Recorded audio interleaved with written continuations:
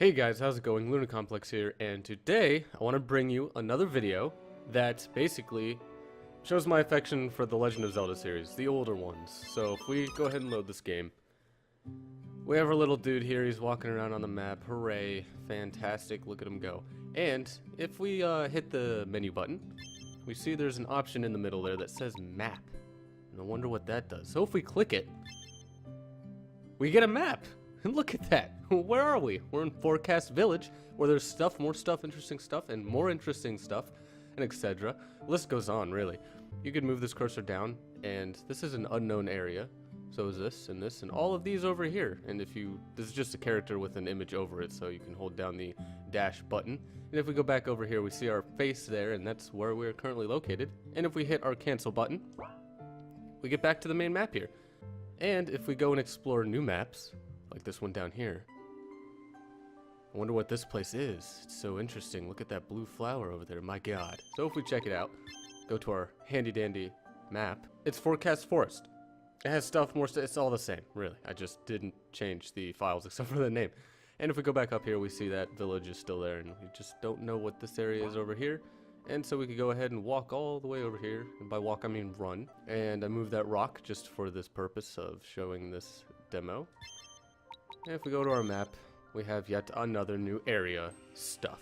You can't really do anything here except kind of move this around and check out other areas. And sadly, the little character location head icon there, it's not animated because there's an event on every single square of this map, because we're actually in a new map right now. And I'll explain that later on, but there just wasn't an easy way I could find doing another animation here without using more plugins, and I really just wanted to use a couple of Yanflies because I mainly event things, so I wanted to try and do the best I could with just that. Alright, and so let's begin the tutorial.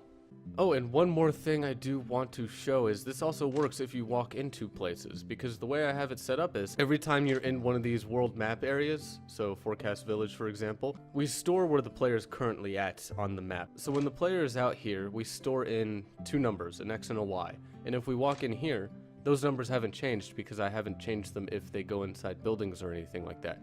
They only change if I go inside this outer map region. So if I go inside this building, nothing's changed, and if I go to map, we see that I'm still in Forecast Village. So just a side effect that this also works when you go inside places, which is pretty nice. Alright, so the first thing I want to talk about is the plugins I used for this, and that is Yanfly's core engine, just so I can change the screen width and screen height. Now I'm not sure if this is actually needed for the second plugin, which is Yanfly's main menu manager. But if we go into the main menu manager, and you may have noticed these plugins are a bit out of date. At least I assume they are. I haven't run a plugins update in a while now, so doing that is just, it's horrible when creating a video game. But anyway, if we go into here and we go down to, I believe, 60, we have what goes into the main menu of the video game. We have the string value it gives us, so it shows map. Symbol, you're just going to want to put common event there. Show true, we want to see it. Enable true, we want to use it. And the extension is 10, which means we're going to run the 10th common event as soon as we click this or activate it. And we're going to just put in this little bit of stuff here into main bind, which I believe is maybe, if I can figure this out, call the event. And this refers to the 10 there maybe? I don't know. I assume that's what it means. And then actor bind, we don't have to worry about an actor. But yeah, that's really all you have to do for the plugins. Let's move on to the switches you'll need. So for switches, we'll need a few. We'll need a switch for map on, switch for map off, and switch for map picture fix. And I'll get more into why I needed that later, but for now we just need those three switches and a whole bunch of switches for each map that you want to show on your map. There's really no other way to say that. You see how this is a map as well. Well, map is all handled on a map, and that's just confusing. Why is it like that? Anyway, so for example, you're going to need a switch for every place your character can be shown up on the map. So Forecast Village, Forecast Forest, Southwest Forecast Village, and like a whole bunch of others. Now, there definitely is a way to shorten all of these, and I kind of don't like that RPG Maker MV or RPG Maker in general still has a static amount of variables or switches to use. And I know there are ways around that, but it's kind of annoying. I mean, you could just extend it, why not? But whatever. So hopefully, on my current map, there are 209 squares, so I'm only going to have to use 209 because I want the map file to actually only take up the screen and nothing more. Although I just realized if I enter in a dungeon or temple, I'm going to need more pictures for that as well. So yeah, let's hope I don't run out of switches. Alright, and now for the variables. You're going to need 6 variables. The first two are player X map and player Y map. These are basically used for when you want to move the player when they hit the map function in the menu to go to a specific location where they're located on that map. And I can quickly show that right here, so I'll get into this later, but this guy right here is always going to change the value for player X map and player Y map to 10 and 5 whenever the player enters this whole map here.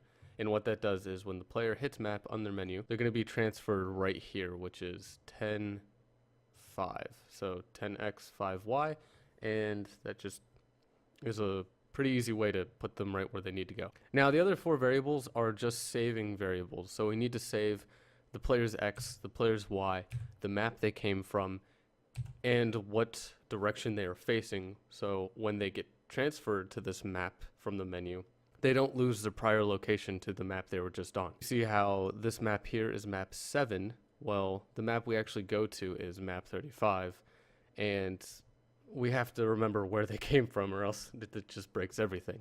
Alright, the next thing we need to do is make some pictures, and the first picture here is the menu icon pictures. I changed the player into this little circle selection map icon looking thing. It could be a square, it could be a circle, it could be whatever you want it to be. It could be the player itself even, but that's just to show the cursor on the map so you can get information from whatever you're kind of selecting. The next thing you're going to want to do is make a new picture tile set, and what this is a very condensed overworld map of the entire game. Just the areas like Forecast Village, Forecast Forest, these things. And to get these files, all you have to do is right click, save as image, save it somewhere, and then in your image editor of choice, I use GIMP too because why not? I have the map file here. I just select it all, put it on a larger map that has the configuration grid set up to however many pixels these are. So 1632 by 1056, and right here should be 5 height and 3 width, and I just snap them to these sections and I create the whole island here. And since this map is very big, it's almost 5k by 5k, I select the whole thing, copy it over to this guy, which has its configuration grid set up to be each square in RPG Maker MV, which is 48 by 48 pixels. Go ahead, snap to grid, show grid, and why not snap to canvas edges, paste, and we have this huge picture. Shift T to scale it down to whatever it needs to be. So if we do 5, so 1, 2, 3, 4, 5 by 3. I don't know why it's snapping oddly. There we go. If we hit enter, we get our map right there, and just save it as a tile set. That's basically all we have to do for this. You just have to make more tile sets for other maps if you decide to add more, like dungeons or temples. Next thing we're going to have to do is make pictures. And like I said before, for the Core Engine plugin, I needed to change the resolution of my screen.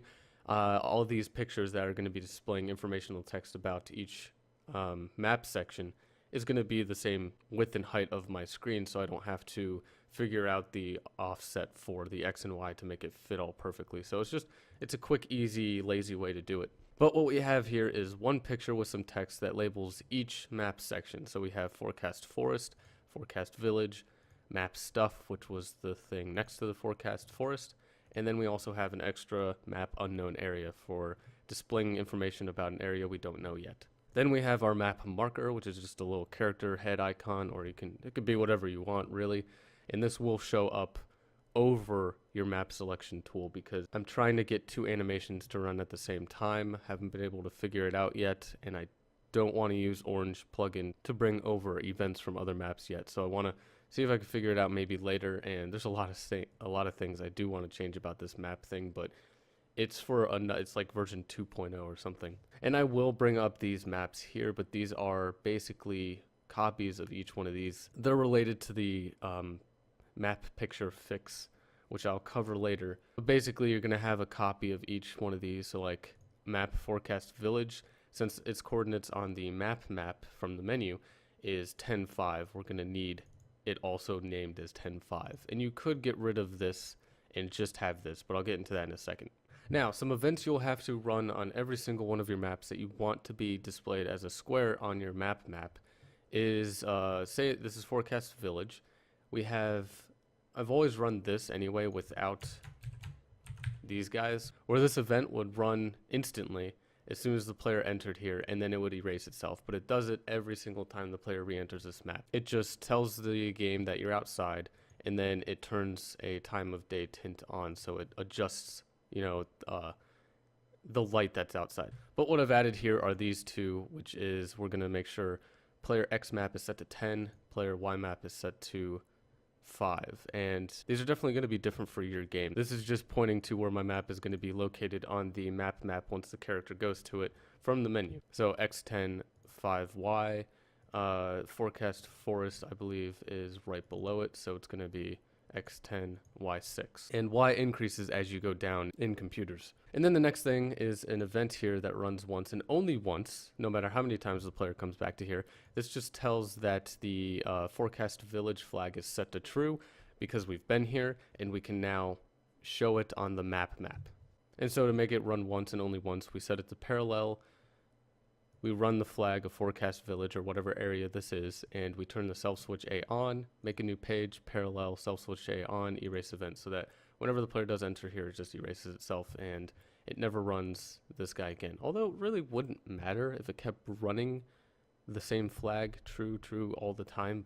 And honestly, now that I think about it, you could probably just get rid of this, set this to action button, and just leave self switch A on, and it just will spawn, but it won't run. But I'm not sure if that saves CPU versus against making it run again and then just erasing itself from the game entirely. Well, I guess not from the game, but from this map that it loads. But I don't think either way would really matter.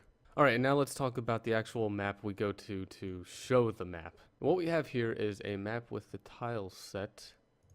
You just have to make a new one, call it map, place the map squares or map file for the tiles anywhere. I just placed it in D. If we go to D, we have it here, and make sure there's circles so that the player can actually walk on them. Or I guess the selection tool, not really the player, but technically it is the player at that point. And what we're going to do is go to D here and go ahead and select this guy, place it wherever it needs to go, and now we move on to these events that are everywhere.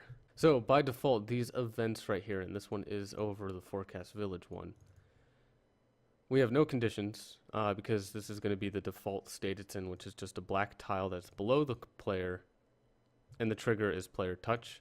We're going to show a picture in picture slot 1 of our map unknown area. Now, in order to change this to show that the player has actually been there, if we look at this event back here, we have switch 201 forecast village on. That means that if we go to our map, we have a second page to this event, which is if forecast village switches on 201.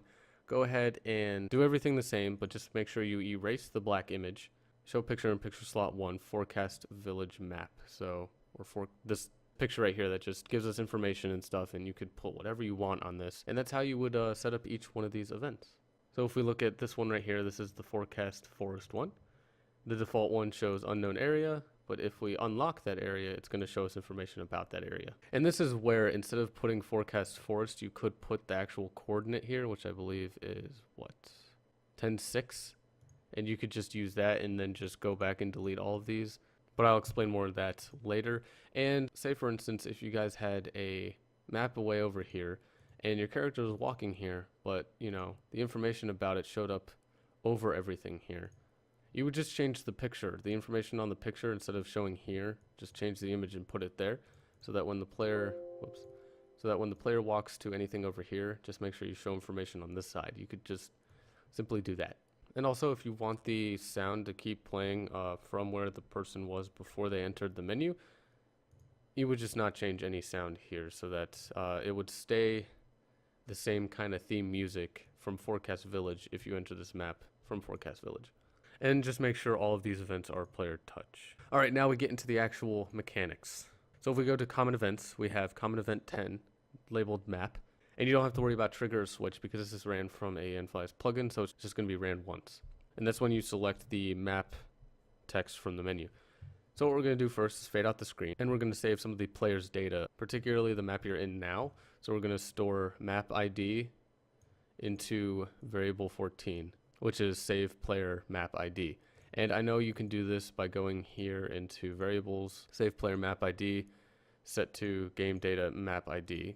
However, I don't expect RPG makers to actually include a lot of this, so I just go ahead and write the script for it anyway. But for example, there are some things you think you can do, which you can't, and you actually have to do it with a script.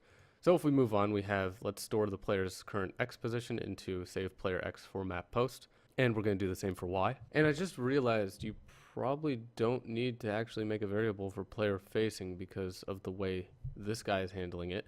So if, we're going to set movement route for player to fix its direction, have its stepping animation on, and we're going to switch the image to our map selection icon image, so the circle. And since for the, while this is all happening, we fix the player direction with direction fix, I don't think we actually need to save it. We could just transfer the player with a retained direction whenever we want to transfer it. So there were other ways I was doing this before, and I must have just left that in there. Next, we're going to want to disable the menu access so the player cannot access the menu while they're technically still considered in the menu. And you might want to place this first, I would imagine, in case they try and press it as soon as they hit it. So maybe that would be a better idea. I haven't experimented with it too much, but it just might be better to do that. Next, what we're going to do is transfer the player to a specific location. And now the reason this has to be written into a script is because if we want to transfer the player to a map, that's not very difficult to do, but we either have a direct location, which we can't have, or we can actually put in Y and X with some variables. The problem is you can't make one of these fields static. I can't just keep this 35. This actually has to be a variable. I can use up a variable and keep 35 in there. Mind you, 35 is the map ID for the map from the main menu. So I kind of wish RPG Maker would add in a lot more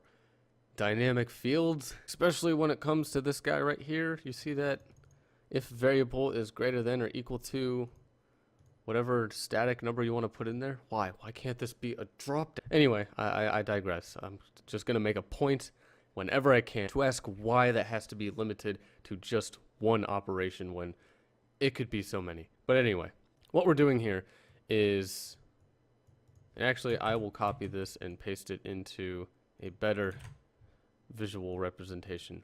We're going to run a transfer script which transfers the player to map ID 35, which is the map, and it's going to be and the player is going to be transferred to the X position of whatever's in the third variable, which if we go back here, and I know I showed this before, but in the third variable we have 10, and the Y variable, or in the fourth variable, we have 5. So if the player ever enters the map while they're in this location here, they're going to be put to 10, 5, which is the location of where they're at, displayed on this map.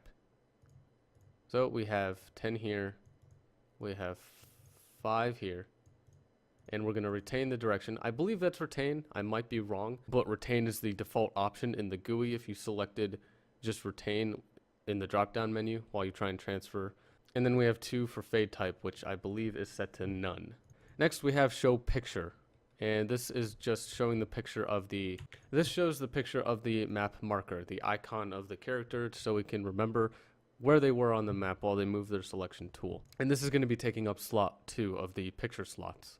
And we're going to pass it the string marker. Whatever you decide to name this guy, you're going to put in these quotations. Next, we're going to set its origin to 0, so we want to display the picture from the upper left. We're going to position the picture exactly how we positioned the player on this map, except we have to multiply its X and Y by 48 because it's in terms of pixels. So instead of 10 pixels in 5 pixels, it's going to have to be displaced by a factor of 48. And we're going to set the scale X to 100, scale Y to 100, opacity full to 255. Blend type is just 0, so no blend type, I believe. My bad, that's actually normal blend type. That's what we're going to do there. Next, we're going to turn on some switches. We're going to turn on map on. And this might get a little confusing down the line, but hopefully you guys can stick with me, and we're going to turn the map picture fix on, and I'll talk about that later. Then we're going to fade in the screen. We now are in the map world, or the map, and this switch is going to be turned on by map on, and it's set to parallel, so this is always going to keep running for as long as the player's in this map. It just checks to see if the players hit cancel. So with this script right here, we have input.isTriggered cancel. And so for cancel for me is just the circle button on my DualShock 4 controller. And if we hit cancel, we're going to play a sound effect that makes it seem like we're backing out of a menu screen. We're going to turn this event, this common event off. So map on set to off. And we're going to turn map off to on. So basically if we hit cancel, common event 11 will stop and common event 12 will run. With common event 12, we're going to set it to auto run, although this could be set to parallel because we're just running it once and turning it off after. And the switch is going to be map off. We're going to fade out the screen, transfer the player. We're going to transfer the player to, we could actually use the GUI for this, but you know, copy pasting scripts isn't too bad, and this is just more information for you guys to know. We're going to transfer them to map whatever this is, 14. So if you remember in the beginning here, we set the current map the player was on before they transferred to the map into variable 14. And so that's how we get back to the map we were previously on. And then we have our save player X and save player Y so that they get put back into the correct coordinate on that map. And then retain direction and no fade type, because it doesn't matter, we're fading out the screen prior to this anyway. Next, we're going to give them back their menu access.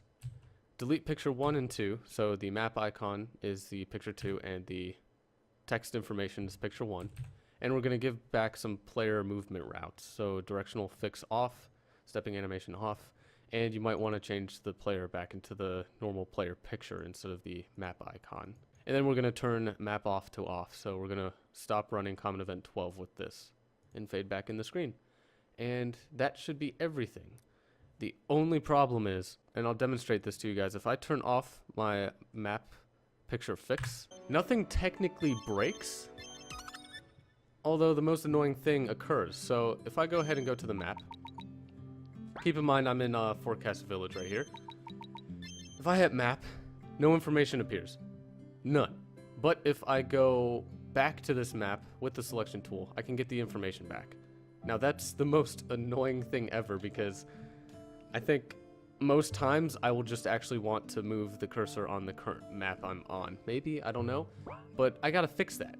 And so that's why I have things called map picture fix or picture map fix. What it does is it runs the informational text picture about which map the player's currently coming from just once, so that it gets the pictures starting. And the reason why it doesn't work with just setting the player on this is if you transfer the player onto an event that is player touch or event touch, the event actually doesn't run. I'm not sure why. I think maybe because the player spawns in first and then the events do, and the events will only run if they're there first before the player. I'm not sure, but to bypass this, I have to put in here a switch to fix it, which is very annoying. So map picture fix, and when this is run, we're going to go to common event 13, which is set to parallel map picture fix. It's just going to run once and shut itself off. And what we're going to do is run this script here. And this script is a show picture into picture slot 1, so it's a map informational text picture. But this is the name right here. And that's why we have to have some of these pictures with coordinates. Because in order to not have to go and check for if player on map, I don't know, coordinate 10.5, run Forecast Village. If they're on 10.6, run Forecast Forest. If they're on 9.6, run Forecast. You know, I don't want to make an if statement to check 209 possibilities this player could be from. So you have to make a dynamic show picture function, or a script, I guess, technically. And what this does is it takes the values from variable 3 and variable 4. Now, if you remember, those are these ones in the upper corner here. So 10 and 5. So we're going to take 10 here and do a toString function on it so that it turns that number, that integer value, into a string. And we're going to concatenate it with an underscore and then add that or concatenate that to another string of the y coordinate, which is 5, I believe. So basically, in a nutshell, this right here, if we run the map function from the menu from forecast village, this should show the picture. This right here should turn into 10, and then this should turn into 5. And I know I'm oversimplifying this, but some people may not understand this. And then if we add strings together, we're just basically going to get that. So go ahead, show this picture. It's dynamically accessing a picture, and that picture is this guy right here, which should be village. And it only needs to be ran once. And that's why I said you could remove this guy, the actual text one here. And while we go to our map, instead of displaying the text one here, you could just put 10.5 here instead and then save some space or storage with your game. So if you wanted to do that, you could, but that is how I can dynamically pick different pictures with just one script instead of running, I don't know, like 209 else if statements or something crazy like that. Our origin is going to be from the upper left, offset of 0, 0, because the picture size is the exact width and height of the entire game screen. Scales are at 100%, opacity 255, blend type normal. And so that's what that does, and then this switch just turns off this from running again. And that's basically it. Alright, now before I end this video, there is one small thing I want to address, and that is, you see that event slime thing over there? That's an event just doing its thing. It should be approach player, but I guess it's not listening. Okay, now it is. You see how it's moving toward me? I could possibly move it, you know, as far as I wanted to. But if I go to our map, I leave this map and go to this map. And if I go back, all the events get placed back where they were when you first run into this map. That might be an issue. However, I believe there is a plugin somewhere to store their current location, and I'm not sure if Yanfly has one. I think Yanfly does. I believe it's Yanfly that, I don't know why that square up there is partly transparent, but I believe there is a script or a plugin to use that saves those locations. So if you go to map, just keep in mind that you're actually moving the character to a new map ID, and that some events will probably move back to where they started. But that's kind of it for this video. I hope you guys enjoyed, and this is part of the video where I'll start rambling about something. I am still working on this demo very slowly, and I feel like waiting a while and then playing it for the first time in a while is kind of a new way to get refreshed to it and figure out things I may have overlooked while continuously working and testing it out myself. So it's still going to be a little while longer before it's done, and I had another spontaneous game idea, I think a couple days ago while at work, and usually I wouldn't go with another game idea that I just spontaneously think of, but I thought of almost everything I needed to know for this game except live combat, and I just need to work through that and figure out how that will work. And I would never usually just kind of halt something to make another thing unless I would have a complete idea and understanding. And this new game isn't really heavily story based, but it's like action kind of based, I guess. And I really wanted to use this map here for one of the things in the game. And so the next, I'll give a little preview for what I'm going to think about working on next, and that is a building placement idea. So my next game is kind of like old Legend of Zelda based. Think of Legend of Zelda Oracle of Ages, I believe. Why are all of my... I don't know, there seems to be an offset for some reason. Uh-oh, that's not good. No, there seems to be an offset in my images for some reason. That's interesting. Yeah, look, bridge is cut off up there. I'm not sure why that is. I'll have to figure that out. But think of Oracle of Ages and Oracle of Seasons-ish, tied with a little bit of elements from Terraria, and that's kind of the game I want to make. So, next thing I'll probably be working on is building placement, and I'll get into that who knows when, but I'll be trying to work on that just from eventing and maybe using some of Yanfly's scripts. But hope you guys enjoyed, and see you next time.